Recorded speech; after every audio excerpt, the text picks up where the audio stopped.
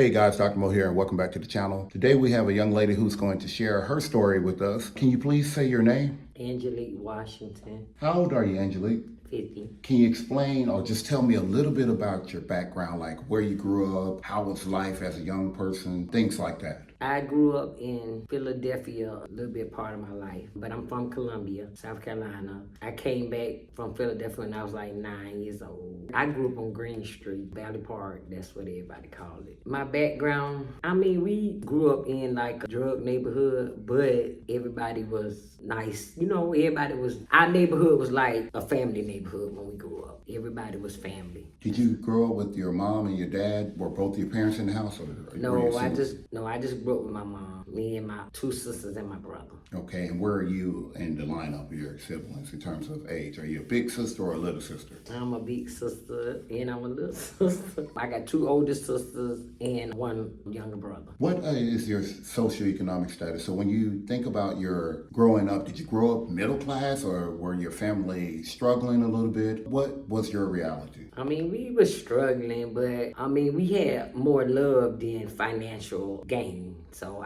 like I say, my community that I grew up on, we just was a community of love. We loved each other. Like everybody looked out for everybody, kids. And we still friends to this day. Everybody's still cool to this day. And in terms of your relationship with your mom, did you have a close relationship with your mom or estranged? What was that relationship? No, I had a perfect relationship. I had a good mama. I had a good mom. She was just nice, period, to everybody. Not just her kids. She was just nice, period, to everybody. I had a good mama. In terms of your religious background, did you grow up religious? And if so, what religion did you practice? Baptist. We grew up in church. My mama, made us go to church. We went to church with her, so we grew up. But when I got older, it was no more church. Okay, you just stopped going? Yes. Okay. So the big question here is exactly what is your diagnosis? What is it that you'd like to share with us today? My diagnosis is I'm HIV positive. I've been HIV positive since I was 22 years old. And how old are you today? 50. Okay. So you've been HIV positive for 28 years? 28 years. Okay. And when were you diagnosed? 1995. And when you received your diagnosis, was it shocking to you? Or did you have signs and symptoms that led to your diagnosis? To you getting tested? What exactly was the reason why you were tested to find out? Well, the truth is, somebody asked me, did I ever want to know was I HIV positive? Because I never thought about that. I had heard that one of my friends was, but, we never really got into, the HIV thing. I just was pregnant with my baby, my sixth child, and I took the test and they called me and told me I was positive. Was it hard? Yes. It was the worst day of my life. I was hurt. I was in shock. I was in disbelief. I was all that. Can you just tell us a little bit about where were you when you found out? I was at home. I got a call and they asked me to come in. That's how it all really started. They asked me to come in. And I told the lady, she asked me, you took a test and we need you to come in. So I was telling her, tell me now. I want to know. I'm not going to come in if y'all don't tell me. And she told me over the phone. And the person that asked me that question, me and him was the only person that knew that I was HIV positive. Okay. Do you know by any chance exactly how you contracted HIV? I contracted by sex because I never been a drug user and I never got a drug transfusion, so by sex. Okay, so obviously somebody was positive and they could or could not have known. Yeah. Okay. And that's why I'm not mad because I don't know and I can't say that they probably knew either, so I still don't know who I got it. So during the whole course of your pregnancy and even before then, you could have been positive or you were positive, but you didn't have any signs or symptoms? No, I didn't have any symptoms or signs. The doctor asked me, my sixth child, and they asked me did I want to take a test, and I said yes. I didn't have no symptoms, no nothing. Yeah, because that's a responsible thing to do when you're pregnant. You get your testing done. Yeah, that's the best thing to do. So that's word to the wise there, for sure. Did you notice anything after you found out immediately? Did you go in shock or coming home from that first visit or having heard that you're HIV positive? I mean, no,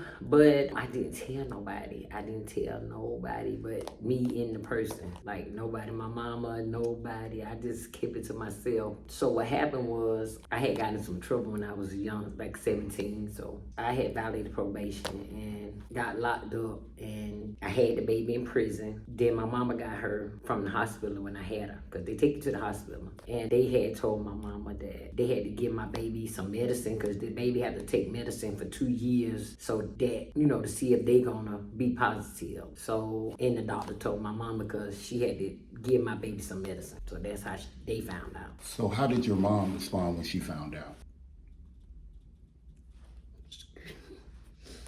I'm sorry. Excuse me. Let me get some tissue.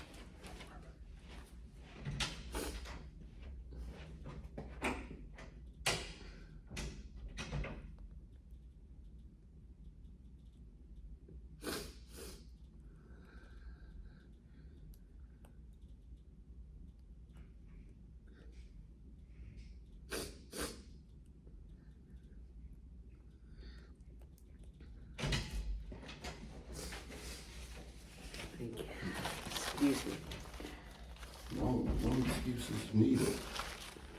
I mean, we were so close. She was just hurt that I didn't come to her and tell her about it. That's basically it. She was just like, why didn't you, come to me and, say nothing? But I was still in denial. I was in denial real bad. Okay. It happened so fast. I completely understand that. How does HIV affect your life? I mean, the only thing is can't say it affected my life. I hate that I had some trials and tribulations throughout this process now, so I don't think it's easy. But as far as family, well, my kids and my immediate family, they never judged me. My friends and none of that. Everybody still, was the same towards me. So it didn't affect as far as like a person loving me. Do you think there are some people that treat you differently knowing now that you've made them aware that you're HIV positive? I mean, well, before I let everybody know, period, that I was, I had a lot of, talking and people talking, but as far as my family, no. Has it affected your dating life? I mean, yeah. Because I'm an honest person, So, no, because I'm in a relationship with somebody too. I've been in a relationship for 9 years, so no. I mean, I have been with somebody else before that, so that doesn't bother me. But it's a lot of stuff that I won't do because I am HIV positive. How about employment? Have you made a decision, because for so long it was your secret, have you stayed away or shied away from employment opportunities because you knew you were HIV positive? No, because I always had my own. I took pictures one time. That was my first business. Now I got a cleaning service. So no, What is a day in the life for a person with HIV? Well, for me, it's normal because I done been HIV positive for so long. I just get up. I do the same thing everybody else do. I work. I get up. Get cute.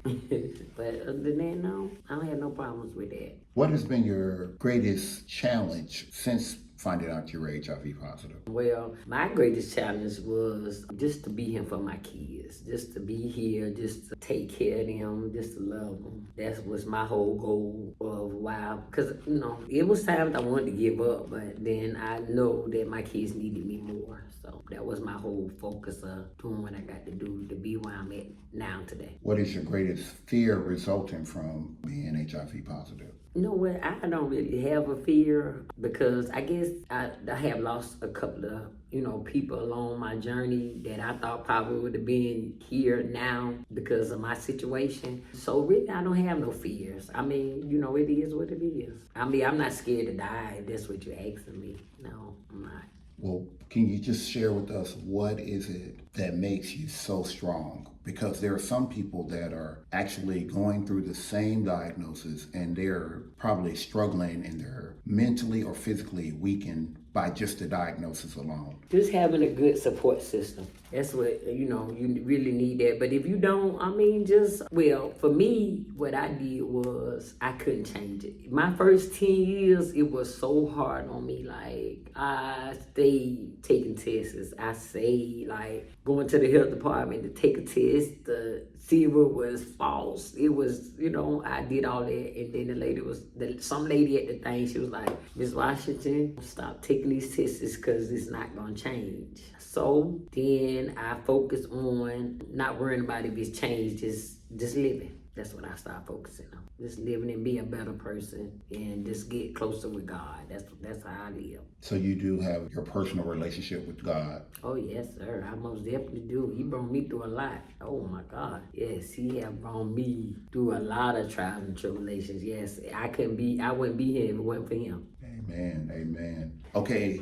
your treatment. Can you tell us a little bit about your treatment? Are you taking any medications right now? Yeah, I take one pill, Victoria, and just once a day. Once a day? Yep, once a day. And how does that pill, does it make you feel ill? Is it perfectly okay? How do you feel after taking it? Well, now, but when I first started, it was hard. It was more pills too. But, me maintaining, just going to the doctor like I supposed to, I got a chance to be on the once a day pill. So, sometimes you have to get used to it because, of course, it's going to give you a side effect. But if you just do what you're supposed to do, then it'll get on through. It'll help you out. So with the treatment comes undetectable status, correct? Yes, undetectable.